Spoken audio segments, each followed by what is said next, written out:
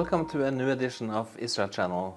Today I'm having a very special guest who you have met before on the Israel Channel, Doron Keidar. Welcome to Israel Channel again, Doron. Thank you, sir. Appreciate it.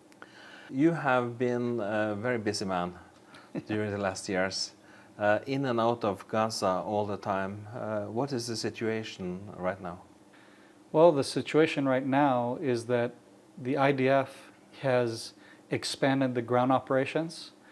They have called up many more combat soldiers, the armor corps, the tanks, the combat engineers, and of course the warfighters, who are essentially clearing out the whole of the Gaza Strip. Is the mission essentially to clear out every square inch of Gaza and to eliminate the Hamas operatives, to destroy all the terrorist infrastructure. So there's been just hundreds of kilometers of underground tunnel systems that have been destroyed as of the beginning of this operations. We have been able to eliminate some of the remaining leadership of Hamas as well, with targeted elimination operations. And of course, we're still searching for the hostages, right, that are held in Hamas captivity now for over 600 days. So we are trying to, get full control of the Gaza Strip and to put an end to the threat of terror that is continuously becoming a threat to the state of Israel along the southern communities along the Gaza Strip.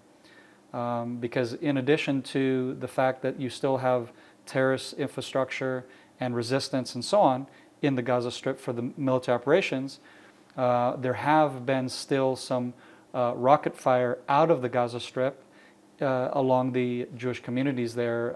Very sporadic, not as much as in the beginning of the war, but they still have those capabilities as well. So we're trying to, again, just create complete peace for the communities along the Gaza Strip, in addition to all of what I just said as part of our mission.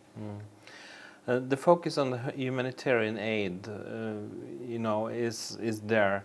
There are lots of claims about, starvation of the people on Gaza, and a lot of fake photos have been circulating as well. But at the same time, some of the pictures we see looks like it's well-fed, adults, still in operation, Gaza people expressing their views. Not looks like it is a starvation at all. And what we have learned is that the aid that was donated, by the entire world and also from Israel into Gaza, it's the numbers of truckloads are, significantly high. And what we have learned is that these supplies were actually taken over by Hamas, who kept them and made money of selling it to the people there. What is your view, being so close to the situation in Gaza? That's exactly it. I mean, what you were pointing out is the fact that, well, first of all, let's talk about starvation in Gaza, because the bottom line is there isn't starvation. If someone in Gaza is starving right now, Palestinians, not talking about hostages, because the hostages are being starved, the hostages are being tortured, the hostages are being held in horrible conditions, malnutrition, not seeing light, deep into tunnel systems where they barely have air to breathe, and so on. That's the only ones that I know of who are factually suffering in Gaza. If there's someone else who is a Gazan, that is probably because of Hamas. It is probably because they are maybe the lower class citizens of Gaza, and therefore they might be mistreated and they'll get the lowest amount of calories or supplies. They can't afford the black market prices that Hamas are requiring to get the aid, and so on. So those are the only ones that I'm aware of who will have that problem, if at all. What I have personally seen, and I have seen some Gazans during the beginning of the war, and also very recently, just the other day, I firsthand witnessed and saw some of these Gazans, and they are far from being malnutrition. They were very, very, to my opinion, they looked very well, in very good condition. They were not suffering. What you will see is a lot of propaganda footage coming out of Gaza, if at all. Sometimes it's been proven that it's actually, or disproven, as somewhere else in the world where somebody who has some kind of sickness or something, they're very skinny, and they're basically dying because of a sickness that they have, and they are being filmed and used as propaganda to claim that they are the starving Gazans who aren't getting the aid. Now, as far as the aid itself and the system of how it's getting into Gaza, you do have over 4,000 calories per person per day that on average is getting into Gaza. So that's what we do know as far as the amount of aid going into Gaza. Mm.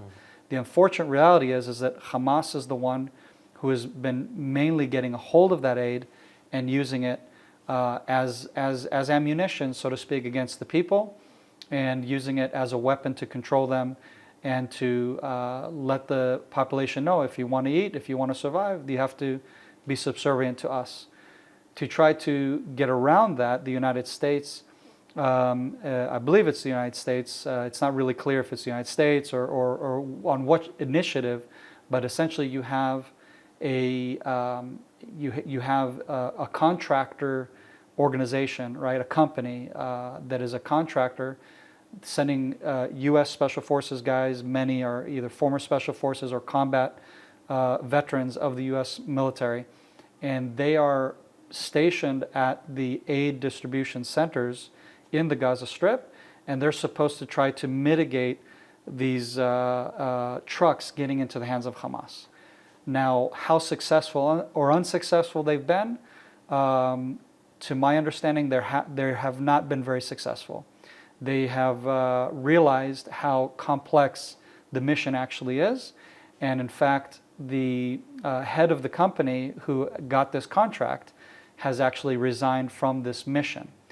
And that's already supposed to tell you a lot, right? I mean, these are people who I'm assuming have already had missions like this around the world, conflict zones around the world, and the fact that the head of this company has resigned from this mission is already telling you a lot about how messy it is and how unstable it is in the Gaza Strip. And again, it's all because of Hamas, because Hamas are the ones who are creating this unstable reality and essentially threatening the lives of people, both those who are trying to distribute the aid and those who are trying to receive the aid.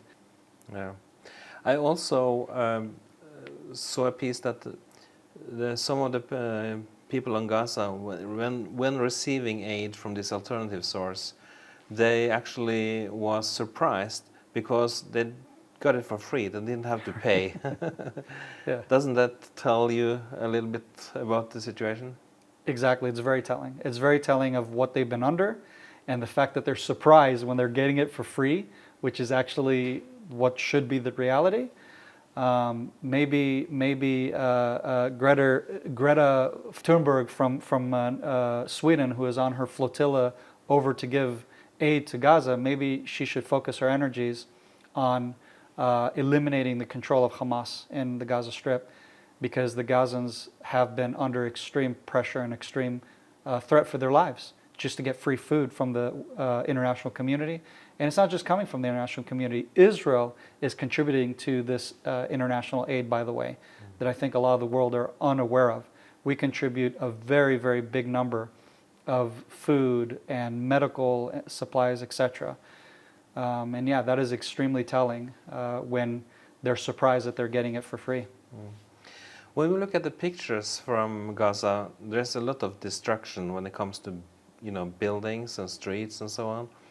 I heard a British military leader or doing research in, psychology in warfare. He said that every second house in Gaza has been,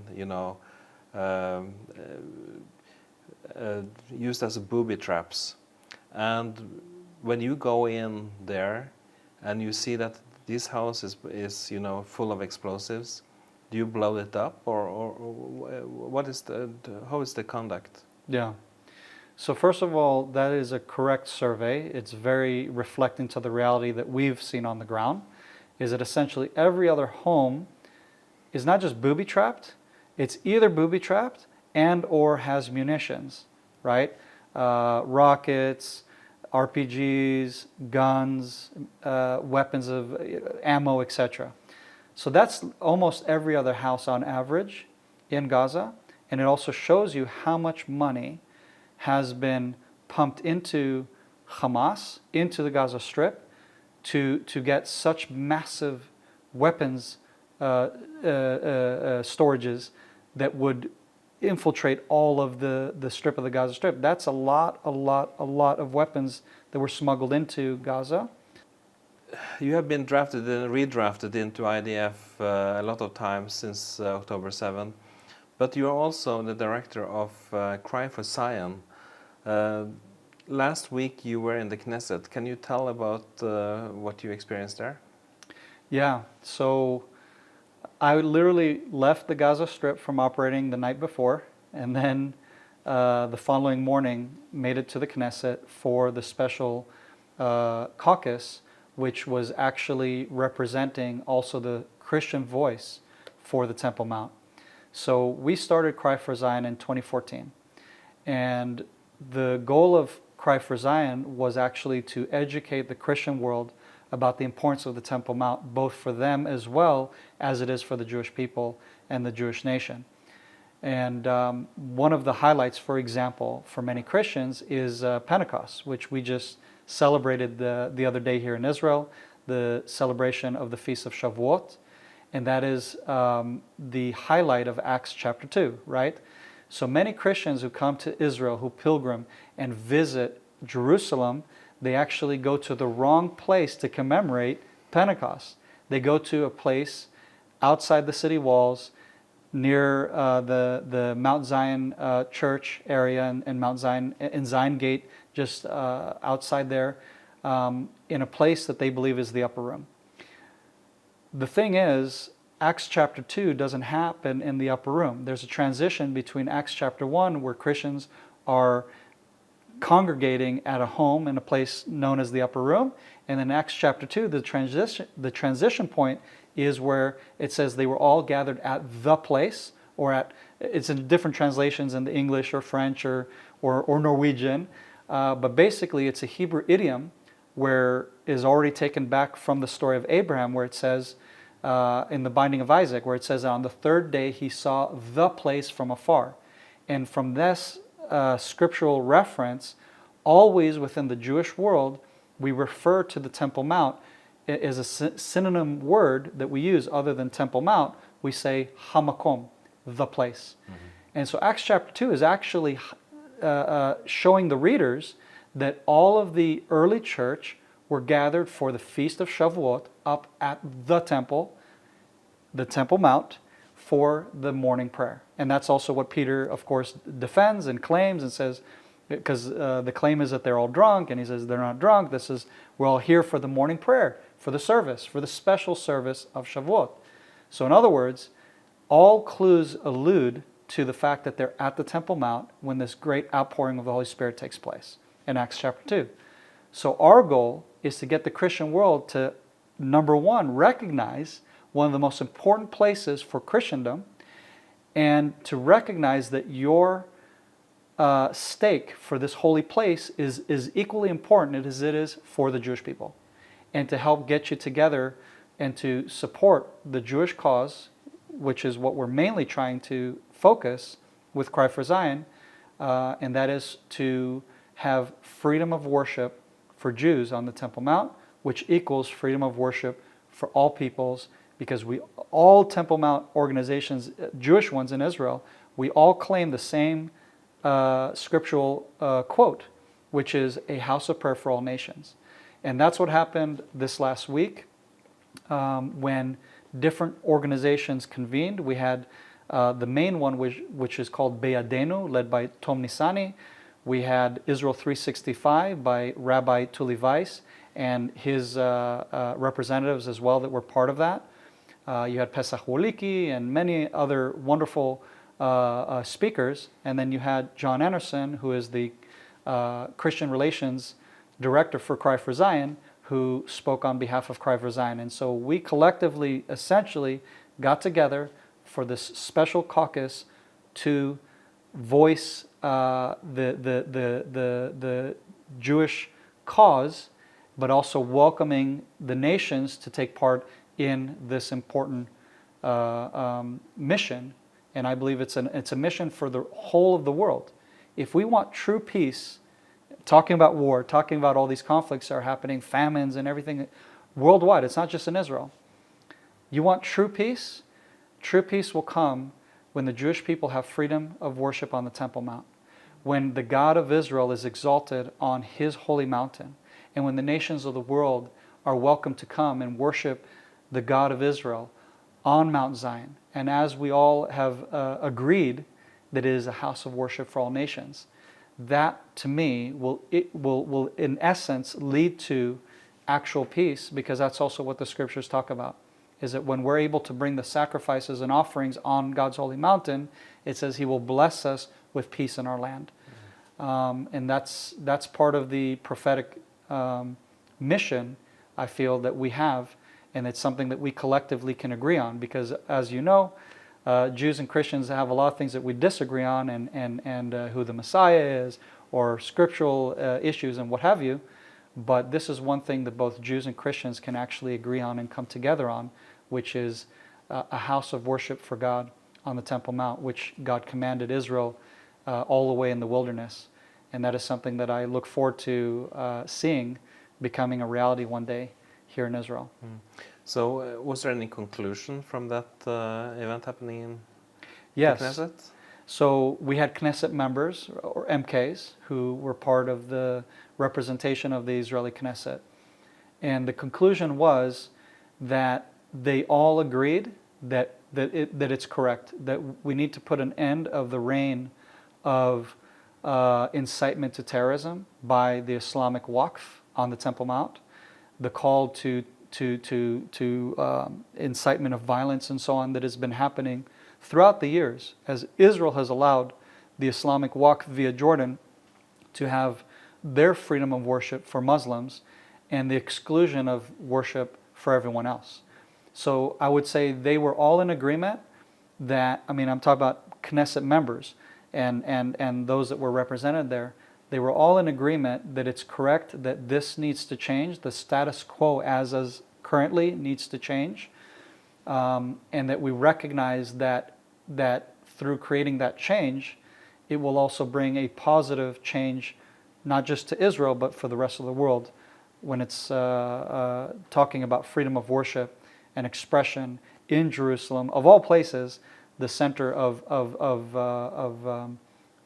the faith for the three monotheistic religions, technically for the two monotheistic religions, because in reality the center of faith for Islam is in Mecca and Medina. Jerusalem is literally just a political product, if you like, of Muslims from Syria that wanted to draw attention to control in this area, because they recognized that Mecca and Medina were taking most of the control for the Muslim world. So they attempted to make the Temple Mount a place of focus, but it actually failed for centuries. The only reason why there's a revival, if you like, for the Islamic world concerning the Temple Mount, it's ever since Jews have had independence in Israel. And that's the thing that they're against. They're against Jewish independence in former Islamic controlled land, what's called Waqf, which was under the Turkish Empire. And they're definitely against Jews having that freedom of expression on the Temple Mount in specific. And so they recognize that essentially, if you look at their records, this is not a holy place for Muslims. It's forced, if you like, and it's a political move. It's not an actual place where Muhammad had ever visited, journeyed to, or any of that. And that's Islamic history, and it remains in Mecca and Medina, and it should remain there. That's their heritage, and I think that the Jews and the Christians need to stand up against them and say enough is enough. You know, you have your freedom of worship and your heritage and where you come from and your genesis. Quit infringing on our holy, most holy place, which is the Temple Mount, both to Jews and Christians. And that's what we're trying to focus on. If we, to the end here, look forward, when can you see Israeli sovereignty of the Temple Mount? Well, as the politicians were telling us, a lot of this has to do with time, and that it takes time for these big motions to take place. I would say what will bring this about, and this is also something we all essentially agreed on, is when we want it to. If we will it, it will happen. So it's really a matter of the will of the people to wake up and recognize, and to quit catering to Islamic fear-mongering, right? Which, I'll give a perfect example. There was lots of naysayers that said that if the U.S. were to move the American embassy from Tel Aviv to Jerusalem, it would trigger war, it would trigger all this chaos and whatever. Well, President Trump made this historic decision, moved the embassy to Jerusalem, and what was the chaos that followed? Nothing. Silence, right? Yeah. Quite the opposite. You ended up with the Abraham Accords. You ended up essentially with the Muslim nations respecting the U.S. position, right? And their ability to state the reality on the ground, so to speak, and say, this is what we want to do, and this is the reality. In the same way, I'm petitioning for those who are naysayers about changing the status quo on the Temple Mount. Quit fearing the backlash. Quit fearing the Islamic extremists, because you have actually many Muslims who are even in agreement with the Jewish people that we should have freedom of worship on the Temple Mount. You have many out there, right? So we shouldn't cater to, what I'm saying is we shouldn't cater to the extremists and their fear-mongering. And I believe that if we're bold and we will move forward, it's really a matter of the will of the people to say, yes, we recognize that this is our holy site, and therefore we need to fight for there to be freedom of worship on the Temple Mount, and to make whatever judicial changes, and actually there's no real big changes that need to be done. Already post the Six-Day War, there is a law that was instated in the state of Israel, in the judicial system, that all of the churches, all of the mosques, and all of the synagogues, all the places of worship, of significant worship to the different Christian denominations and the Muslims and so on, that were under Jordan and part of the occupied territories that Jordan occupied, that their status will remain the same and untouched. In other words, you will have freedom of worship in your holy sites. The only ones that have been infringed on are the Jews. We're the only ones who are not allowed to have freedom of worship in our holy sites according to that law. So there's no big change that needs to be done. In reality, it's to implement the actual law that's already in place. And that's why to me, it's a matter of the people who will it, and that they petition the government of Israel to put into law the will of the people. And that this event in Knesset was part of it. Yes. Yes. Yes. And I tell you, they saw our passion, they heard our words, and they were very, very open to what we were saying and petitioning them. Because I made it very clear to the Knesset as also one who's been fighting in this war. And I pointed out to them, I said, as one who's representing the warriors who are defending the state of Israel, the people, our families, there are many soldiers like myself who recognize this war isn't just about the safety and security of the Jews in the Jewish communities in the south, or the ones up on the northern Lebanese border area, or the ones on the Syrian border, etc., etc. Many of us recognize that this is a war for the Temple Mount, because that's what started this initiative on behalf of the enemies of Israel, called the Al-Aqsa flood. And I said, so just like as it is clear to them what they're fighting for, it is clear to many of us what we're fighting for. And that's why many of us in Gaza or in Lebanon, wherever we're positioned, we have the patch of the Temple Mount on our uniform or on our gear to signify that we recognize that this is a war for Zion, for the holiest place on earth to the Jewish people, and that we're willing to fight for this place, just like we're willing to fight for Tel Aviv, for Haifa, and the rest of the country of Israel.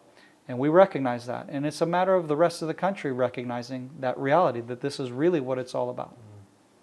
Wow, that sounds profound. Well, Doron, it was very nice to have you on. Your time has come to an end. Thank you so much for your participation. Thank you. And to you viewers, I want to just thank you for following us. And please pray for Israel. Pray for what's happening on the Temple Mount, because I think this is something that is on God's heart. So see you next week. God bless you, and thank you for now.